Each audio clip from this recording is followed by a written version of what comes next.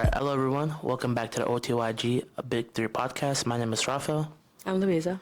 And this week we'll be talking about the sovereignty of God and how that works in our everyday lives. So to start, I'm going to just give a quick recap about this week's sermon, which the week 2 sermon, which is about the sovereignty of God and how that works in our everyday lives.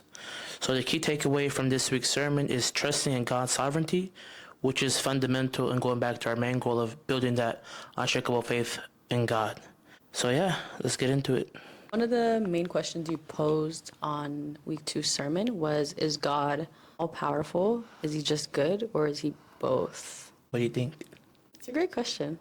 To me, someone that is sovereign is someone that has authority over all things. And like we say in our creed, God is the creator of all things, seen and unseen. And in daily lives, it can be hard to really understand what that means. But I feel like to really understand and trust God, we have to understand this concept of what that means when he's all-controlling, all-knowing of everything in our lives. So I feel like, for me, my personal life, the hardest part was trying to, him being in control of everything actually look like.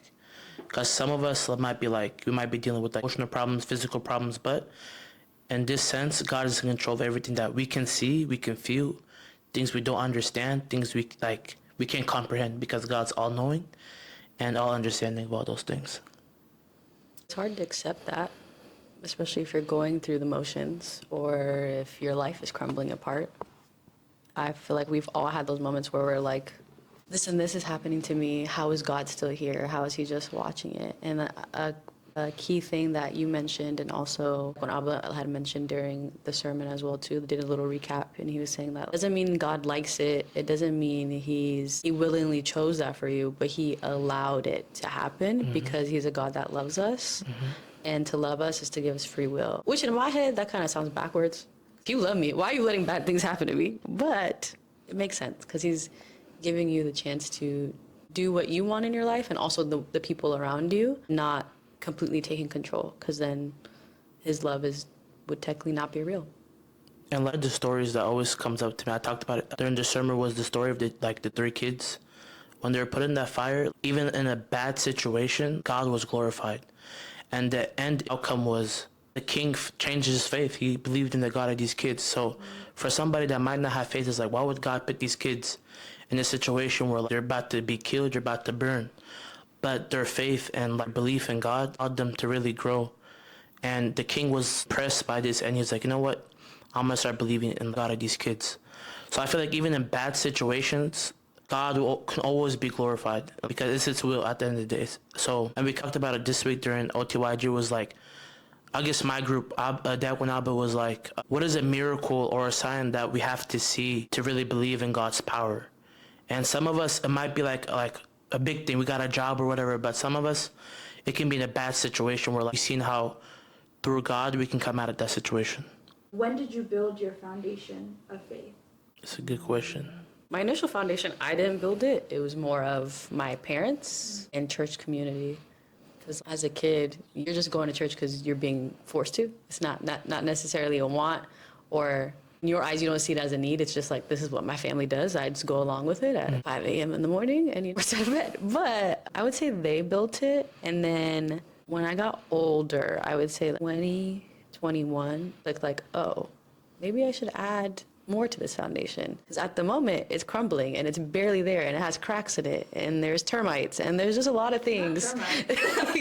They're just brewing until some wood is put on top so they can eat it. But anyways, yummy. Crazy deep. I gotta describe it. Crazy deep. But it was a very cracked foundation, and it took me finding my own church community here in Seattle to rebuild it and start building a house, and not necessarily just have the foundation, but have the walls and the drywall and the insulation and the piping, all that. Is your faith built in isolation, or is it built in community? Because when I think of Moses, his faith was built when he was isolated.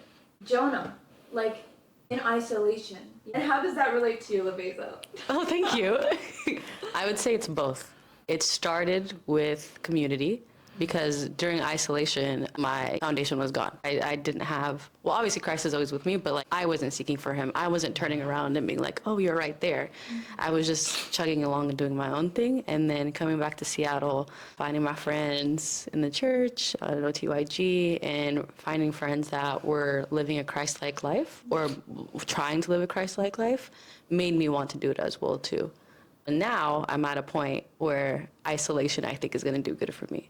Because I reached a plateau to the point where, like, I guess like, emotions are out of it, basically. It's not like a great feeling to go to church. It's not like a great feeling to go by conferences and stuff like that. It's just more of like, oh, what's happening? This is what I do. This is what my friends do. And it's kind of just like, I'm just going through my day. And it's like, I got used to it. And now I'm being forced into isolation with what I said last week. I got this new job. It's requiring me to be without the people that I've been with for the past 2-3 years. So Last week during our podcast, you were saying, Surafel asked, why do you go to church? And you said, because I have to. I still feel that way. But it might change after. Yeah, I'm hoping it does. I'm hoping it changes. It's probably going to change after this life-changing decision. Decision's already made. I got the job, so that the working is going to happen. It's just how it's going to go through. I don't know. Yeah. What about you, Surafel?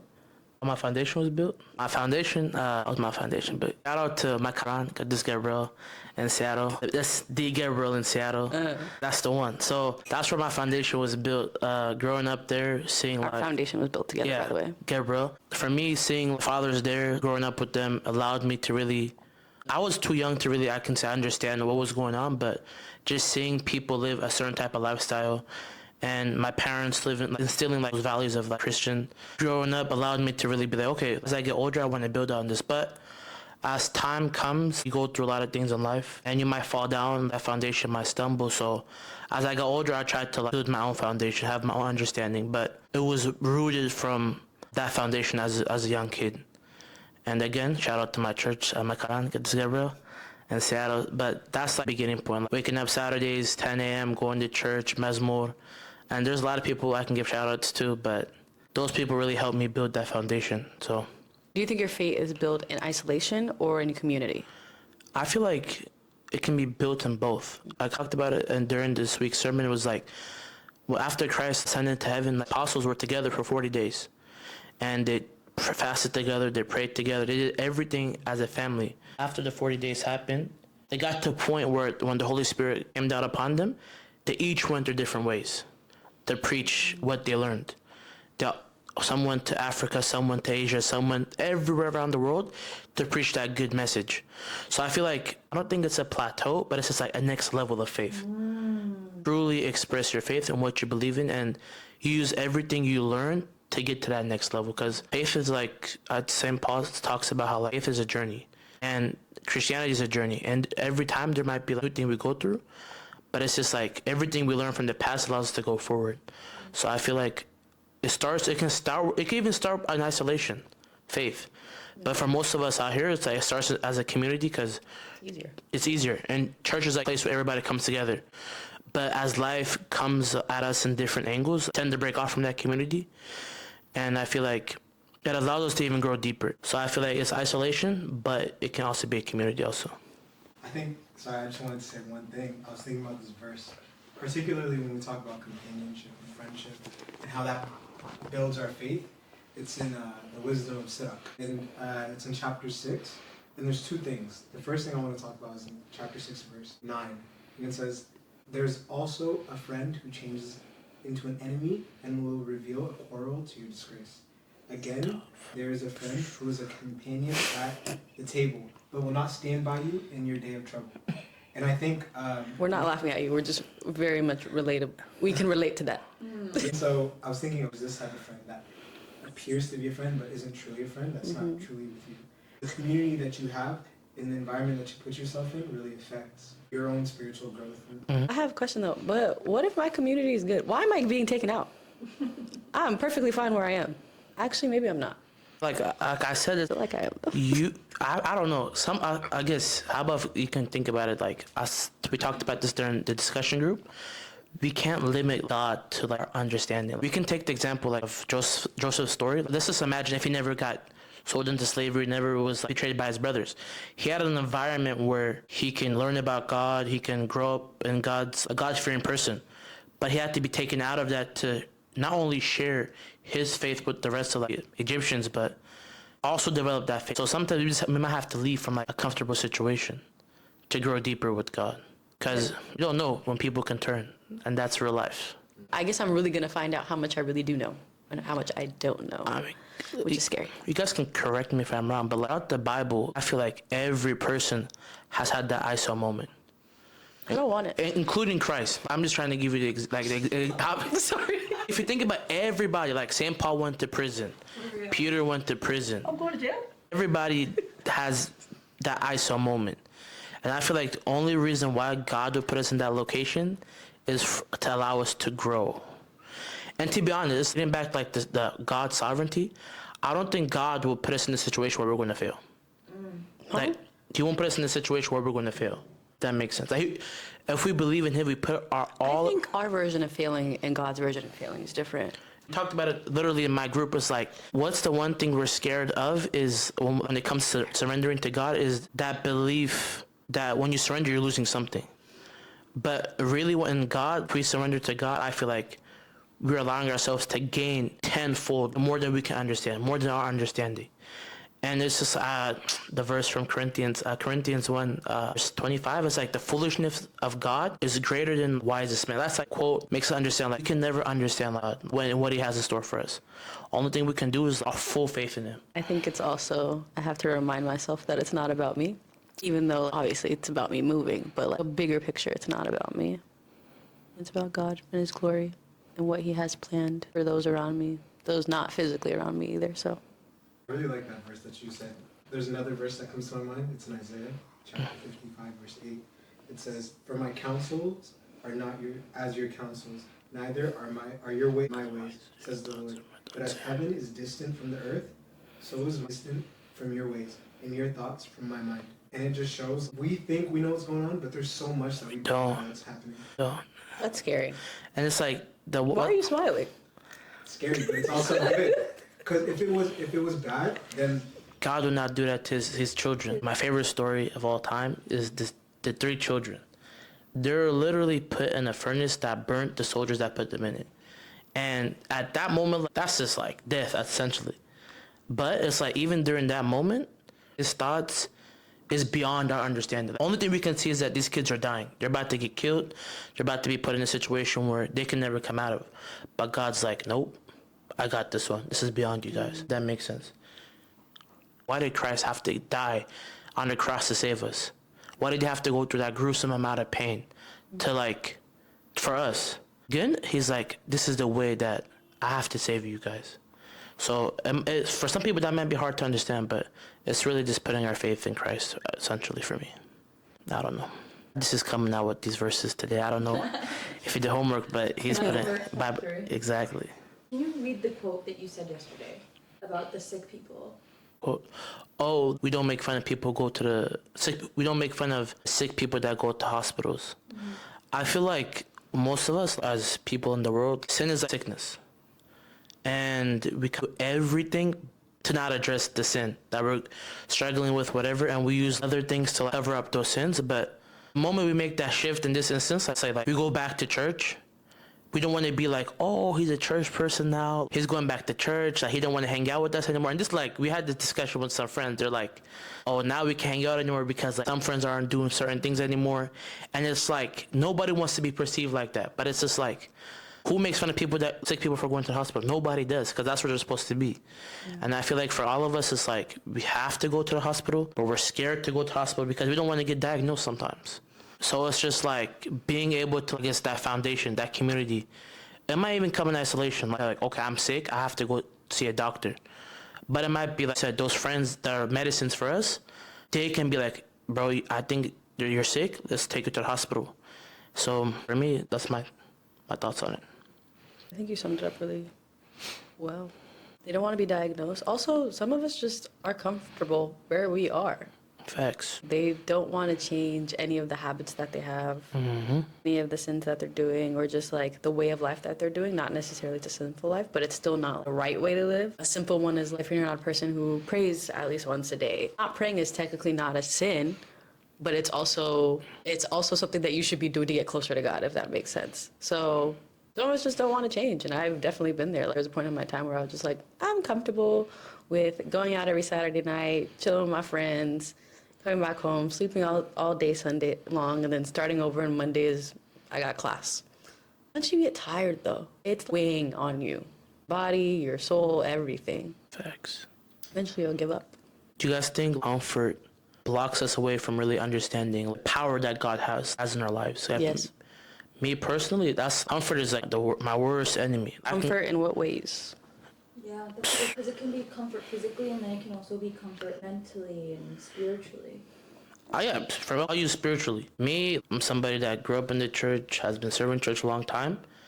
Comfort in this instance is like, I'm going to church every week, check. So I did my duty for that week, so I'm good. But I'm not building on anything. I'm just a habit at that point.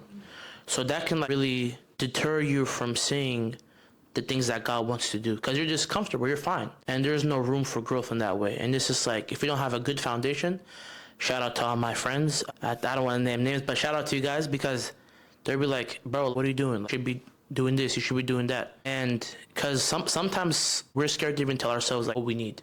Forget going asking God. That's why I think isolation is scary, because you're by yourself and you can't lie to yourself. Deep down, especially when you're by yourself, you can't lie to yourself. You're just there. It's easy to fall back into bad habits. When you're by yourself? When you're by yourself. If you're a person that struggles to take accountability in any of your actions, or can easily be persuaded into doing whatever you want, I'm a person that likes to lean on the people around me. But I'm talking about isolation in the sense that it's with God, not by yourself. You get what I'm saying? So you got to a point where like your community foundation is good.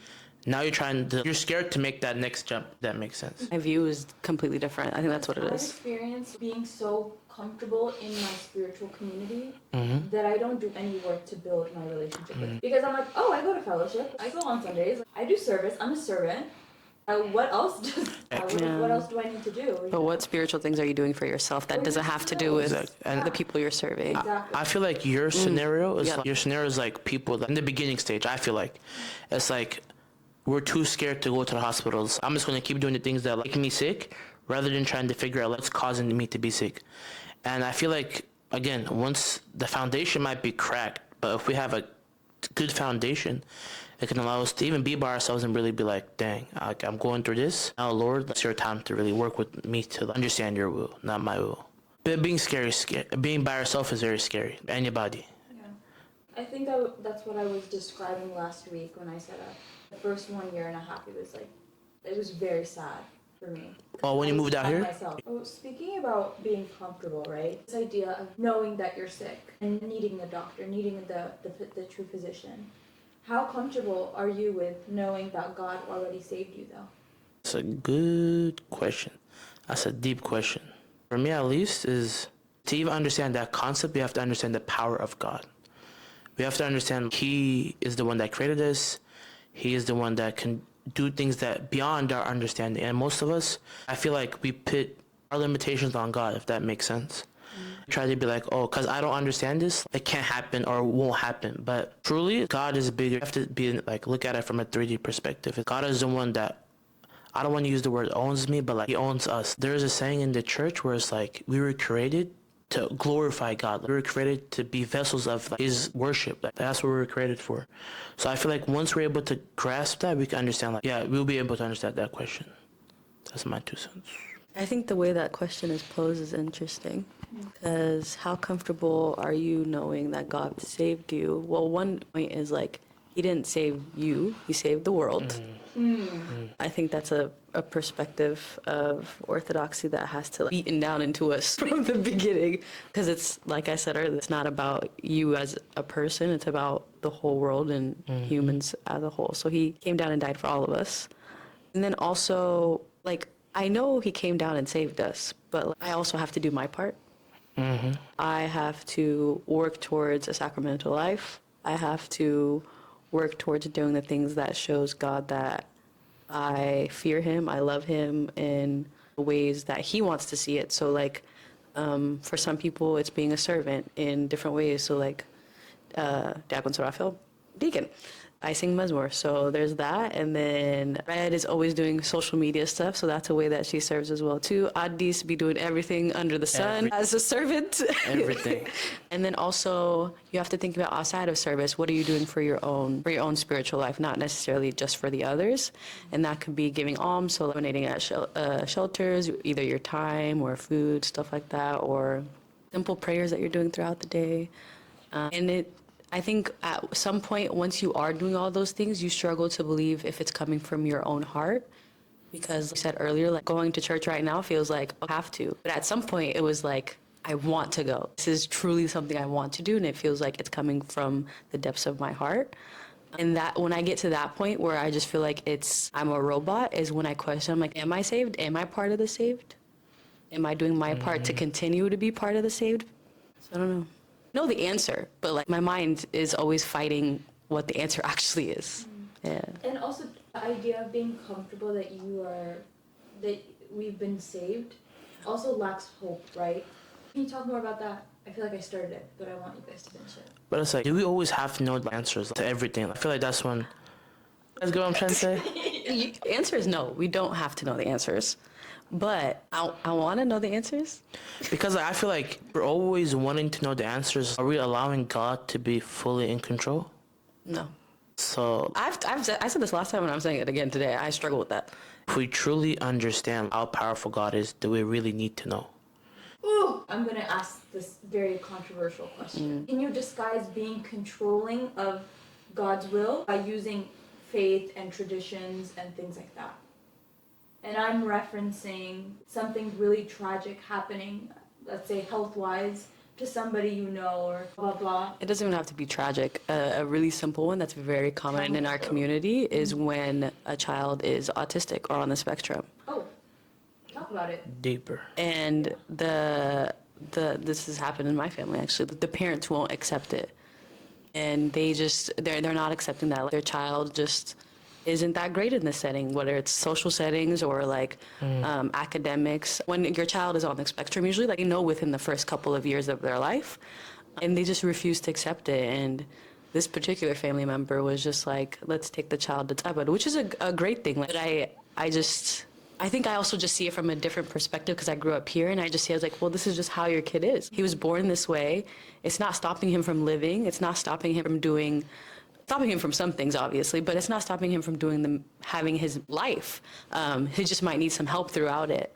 And they just wouldn't accept it. Eventually they got to a point where they like, this is just how our child is, but they needed to go through that initial phase of trying of what they can do, which I don't think is a bad thing. As long as they're trying, they're putting their faith in God, they're like, this could work. Let's just try this. The issue is when it comes to like, oh, this is just how my child is. And like, how can I accept that? A lot of Habesha parents sometimes don't get to that point, which is very sad. Anything other than what you thought they were going to be. Because you had an image in your head. Exactly. And I mean, we have that for ourselves as well too, not just parents with their kids, because none of us in the room right now are parents, God willing one day. And we have visions for ourselves of like who we're going to be, what we're going to be, what we're going to do, what our husband's going to look like, what our wife is going to look like, what my kid's going to look like, what my dog's going to look like, what's my house going to look like. Yeah. 5 bedrooms, 3 baths. And it just might not happen. And if you're at a phase in life, or you're just a person who, me, for example, who likes to have control over everything and expects a specific outcome rather than praying for the journey to get to the outcome, you're not going to accept whatever God gives you. I feel like it goes back to that point of allowing God to be in control, but in bad situations. Let's say like nobody, God forbid, wants their kid to be born with like any type of disease or any type of ailment, but like, how about if that kid was used to glorify God or show God's power and authority? Yeah. It's like when we see blind Zamaren, God gives them a voice to like profess him to the world. And it's like, when we see those people, a lot of people was like, oh, I wish God gave him eyes so he can fully show like, his true talent to the world. Yeah. But he is showing his But he talent. is. So a lot of the examples like Zamara Gerahan, when he came out to Seattle, we had a conversation. And we were just like, Like, how do you feel like when people always say these things and he's like, I don't mind because he was like, I'm a blind person that was born in Ethiopia. But somehow God got me to America, hear what you guys singing. Yeah. And that just shows you like how God is really control of the narrative that we call life. And if we just allow him to use us in any way, sick, healthy, going through different things, it's his story at the end of the day. We're just like the characters in it, if that makes sense. Yeah. Hardest part is accepting it though. That's the hardest part. And in your case, not having all the power. Thanks. No shaming, but it's just like some people, like you said, I feel like some people might be from a lack of faith. It's just like not accepting like this is God's will, so I'm gonna try to like use the things that God gives me so he can. So that's how I see it in a way. Yeah. Sometimes you just gotta be like, God, let your will be done, and just live life that way. Hard though. It's very hard. Do you have a Bible verse that you want to say? Something's brewing from Addis's corner. Something's brewing from Addis's corner. I'm thinking about some of these questions. I'm still on the like 2 questions behind you. Like, the salvation question. What question was that? Ooh. How comfortable are you that you were Saved? already been saved? Yeah, and the concept of being saved is so complicated, and it's like, I think it's so easy to fall into this mindset of, I've been saved, that's all that I need to do. I'm done, I believe in Christ, I've been saved, that's it, we're done. But I think it's in orthodoxy, it certainly is more than that. 100%. And so I think the concept of being saved is, yes, we're saved when Christ was on the cross, and then we're saved throughout our lives. I think of it as like paper towel or something, and then you dirty it, and then that's like you sinning, and then you washing it or going to repent and take Holy Communion. And then that's a constant saving that we need constantly. And the verse that kept on coming to my mind is in Matthew chapter 7, verse 21. And it actually is a scary verse to me, probably the scariest verse in the Bible for me. And it says, not everyone who says to me, Lord, Lord, shall enter the kingdom of heaven, but he who does the will of my Father in heaven. Can you read that again? Yeah, not everyone who says to Well, me, Matthew where? chapter 7, 7, verse 21. Not everyone who says to me, Lord, Lord, shall enter the kingdom of heaven, but he does the will of my Father in heaven. And it even goes further, it says, many will say to me in that day, Lord, have we not prophesied in your name, cast out demons in your name, and done many wonders in your name? And I will declare to them, I never knew you, depart from Tough. me, you who practice lawlessness. I feel like goes back to like we talked about on week 1 was building that foundation on sand. It's like we might be going to church, we might do these things that Christians are supposed to do, but it's just like we're really allowing God to work within us. And it's like some of us, we think that our faith, it is something we work on, but it's like we have to allow God to also let us understand, if that makes sense. So it's like we allow God to let us understand him, and he will show us the ways that we can glorify him, we can worship him, and do those things. But for some of us, it's a very hard thing. And that's Matthew 7:21 is a very scary verse. I pray that none of us end up in that situation. I got 2 things from that verse. One is just because you say you're doing it or you're doing the acts don't mean it means anything, because you have to be doing it from your heart. If you truly believe in it, what you're doing, have the faith in it, not just saying that you're doing it because you feel like you're doing it. And then the other thing I got from it is we have to follow God's will no matter what, which are 2 very hard things to do, especially when our worldly life is or what's around us is completely opposite from that, and can definitely be like a block. Also agreeing timelines mess up everything. What does that mean? Somebody in my group this week was like, I have all these timelines in my life, but it's blocking me from letting God work with the like. Oh, I have to finish school by this time to get this job by get this married, time. I have like, to be married by this time. and it messes up. Have 2 babies in a fence. Have what? I didn't hear what you said. Have 2 babies in a fence. You know, white picket fence. around your Oh, house. the American dream. They get me. Yeah. They don't. Yeah, I don't know what that stuff means, but You see how our timelines are different? That's what happened. tough. But I feel like the person was like, the timelines really affected how understanding what what he or she has to do, but also letting go. Because like if you set time or like an alarm, you wouldn't have to wake up, but it's just like, does she want to do it, if that makes sense? Or they. Oh, That's another topic. Seattle. Damn. That's a Seattle slang. Don't worry about it, guys. This reminds me of what you were just saying. Like, it connects to the previous discussion regarding doing things independently and alone by yourself. And I think sometimes we do things because other people are doing them, or because it's the trend of the time, or just so people could see us. I know exactly what you're talking about. Talking about trends. Well, good example of that is a service that a lot of people go to because their friends are doing it. Not necessarily because they know what's going on or they understand the gravity as to what the service is, but they're going because it's fun. But can we limit God's how God can work? No, I think those moments? God is definitely working through them. But there's going to come a point where you have to question, like, why do I keep doing this? Am I doing it just to, like, be around my friends, be up at 11, 12 a.m., and then go to sleep when Addis starts? Like, it just doesn't make sense to me. Tough. Sorry. Scary hours. Sorry. Disagree. I agree. Sometimes, like, to Addis's point, our friends can bring us to church. We're not trying to go out on Saturday nights. So we're like, what's the best thing we can do is like, just come to church with us and you can just stand with us. And most of these kids did not grow up in church, or like they went to church, but like, they don't know how to wear natala. They didn't have the things that like the world might consider not, or people might consider not proper. But that was like a way for them to escape what they're going through in their worldly lives. So I feel like what you said is correct, but it's like only to a certain extent. Once you understand what's going on, you have to be like, okay, I have to start doing things like this way, not to follow a trend, if that makes sense. At least they're there. At least they still came. You might not be staying for the entire service, because I'd say you get there at 12 o'clock for Mahalit. If you stayed the entire service at Student Kadasi, you're not leaving until 12 p.m. Facts. later. So at least they showed up. We don't know how God is working through them, so. They made it to the hospital. They might Yeah, not. they made it to the They hospital. might not have seen a doctor, but they're at Yeah. the hospital. So Saw the that's nurse. saw the nurse. They got checked in. They have insurance, yes, and then they sat down. They're waiting. So that's the whole point. Just get in the hospital somehow. I think over time, though, to talk about this independent thing, the verse that comes to my mind is in Matthew chapter 6. And this is a very popular verse. Like when Christ is telling the disciples how to pray, and he says, but when you pray, go into your room, and when you have shut the door, pray to your Father who is in the secret place, and your Father who sees in secret will reward you openly. And so it's not, everything is not Meant to be out. you need to have your own time. And sometimes that could be lacking, particularly when you're serving a lot. It's very difficult, because you're, like I was saying with Red earlier, like your service and your spirituality, yes, they're intertwined, but it's not just them two put together. You have to be able to separate them. And after you've been serving for a little bit, you don't know how to separate them, and they become one thing. And I think we've all struggled with that. Service-wise, that's all I've known for the past couple of years, because that's what I'm most comfortable with. It's in English, it's with all my friends. I'm gonna see y'all every Friday, possibly 3 to 4 times out of the week. So I'm like, this is great. I'm good at killing 2 birds with 1 stone. But at a certain point, it's like, wow, I haven't done anything for myself lately.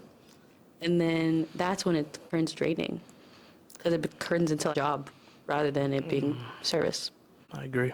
What is one takeaway that you want them to have? Like the biggest takeaway from our group was we were all scared of losing something, but that was blocking us away from gaining God through giving up in a way. So sacrificing something to give something like tenfold better.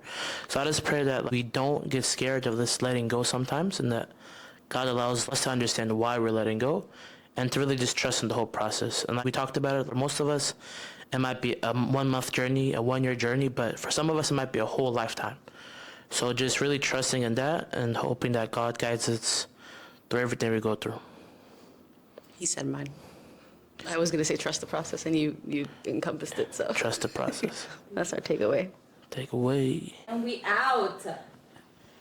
They can't see you. I know.